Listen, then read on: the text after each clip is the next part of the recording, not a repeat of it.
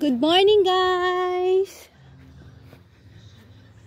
After natin nagpa-picking, yan, pahinga po muna tayo ng after 2 days para magpahinog. Yan guys. Marami pa pong bunga ng ating mga mulberries. Nagpahinga lang po tayo simula po ngayon hanggang bukas. Yan. Magpapahinog po muna tayo para hindi kayo mabitin ng pagpipiking. Yan guys, marami pang bunga ang ating mga mulberry. At saka pala guys, nagsisimula na rin tong kabilang row niya guys. Nagsisimula na rin siyang mahinog. Itong sumunod na row ng ating mga mulberry trees. Ayan guys, nakikita nyo ba guys? Ang daming bunga. Ayan guys, oh. Namumutakti na naman sa kapulahan. Ayan guys. Dami na naman bunga. Ayan. Ang ating picking season po ngayon, tuloy-tuloy na hanggang mahal na araw or hanggang June.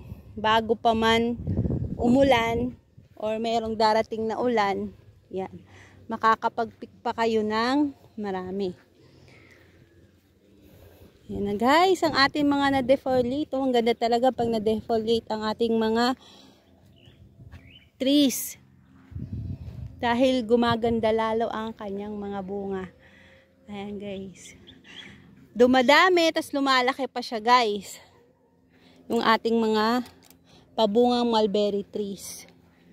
Ayan guys, oh. Dami niyang bunga.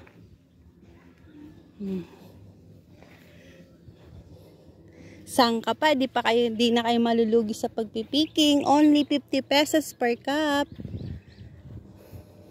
Kung ayaw mo naman mag-cup, titikim ka lang. Only 20 pesos.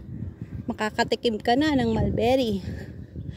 Ang mulberry guys, maraming benefits ang ating mga mulberry. Lalong-lalo na sa may mga diabetes. Mataas ang uric acid, mataas ang blood pressure, at saka yung may matataas na cholesterol. Yan, nakakabawas po siya at meron din tong anti-cancer benefit ang ating mga mulberries. Pwede din po ito sa mga cancer patient, mga nagme-maintenance. Yan, pwede rin po ito. Lalo na po sa mga senior. Yan guys. Yan lang po ang update natin sa ating mga mulberry dito sa RJ's Farm. Located po tayo sa Gatchawin, Arayat, Pampanga. Magtanong lang po kayo sa page namin sa RJ Farm or RJ's Family Vlogs. I-PM po namin at meron po kaming Google Map kung para hindi kayo maligaw.